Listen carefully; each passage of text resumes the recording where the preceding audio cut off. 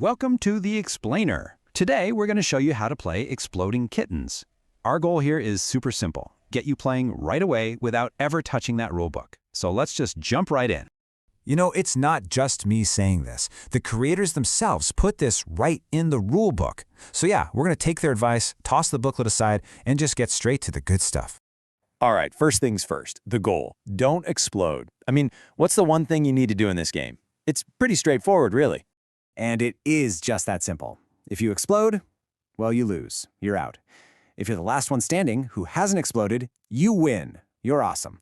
So literally, every single move you make boils down to just one thing.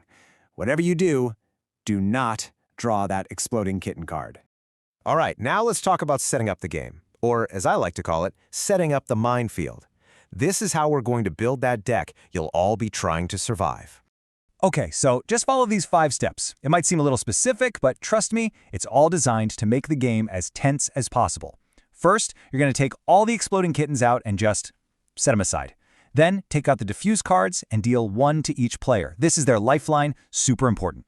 Next, shuffle what's left and deal 7 cards to everybody.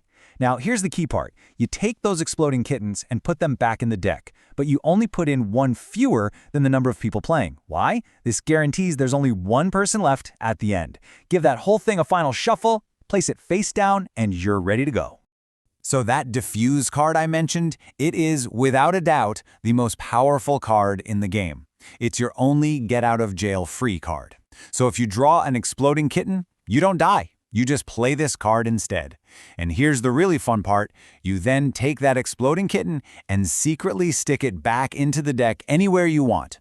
You could put it right on top for the very next player, or you could bury it way down at the bottom. The choice is yours. It's a great chance to be a little bit evil. Okay, so the deck's all set up. You got your cards, the atmosphere is tense. So what happens now? What do you actually do when it's your turn? This is going to sound super simple, because it is. Your turn has just 2 parts. Part 1 is what I'll call the play or pass phase. You can play as many cards from your hand as you feel like. Or you can play 0 cards. It's totally up to you. Then comes part 2, the scary part. You have to end your turn by drawing a card from the top of the pile and adding it to your hand. No exceptions. Seriously, if you walk away with just one thing, let it be this. Play or pass, then draw. That's the rhythm of the game. Everything else you do is just built around that simple loop. Okay, so we've been talking about playing cards to avoid, exploding. So what exactly are these cards? Let's check out your survival toolkit. So these are your main action cards. You got the attack card, which ends your turn and makes the next player take 2 turns in a row.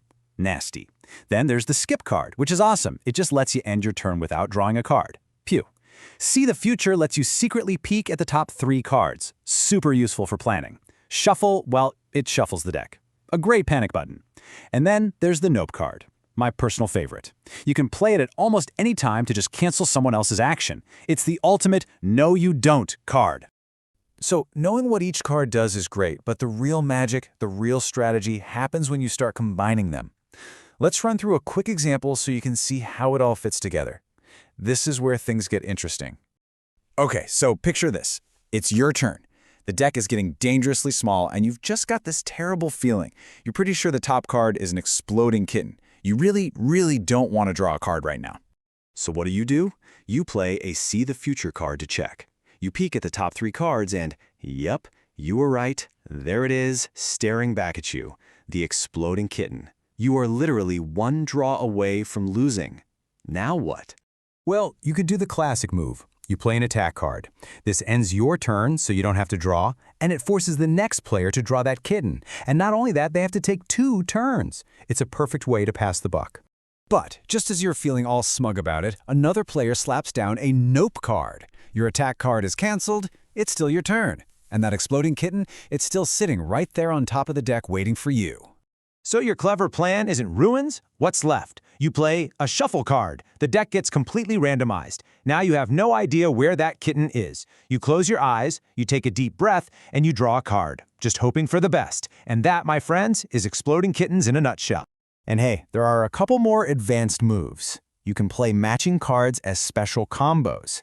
If you play two of a kind, like 2 shuffle cards, you get to steal a random card from another player. You might even snag their defuse card. If you play 3 of a kind, it's even better. You get to name a specific card you want, and if that player has it, they have to give it to you. And that's basically it. Now you have all the tools you need to survive. The only question is, for how long? So get out there, have fun, and try not to explode.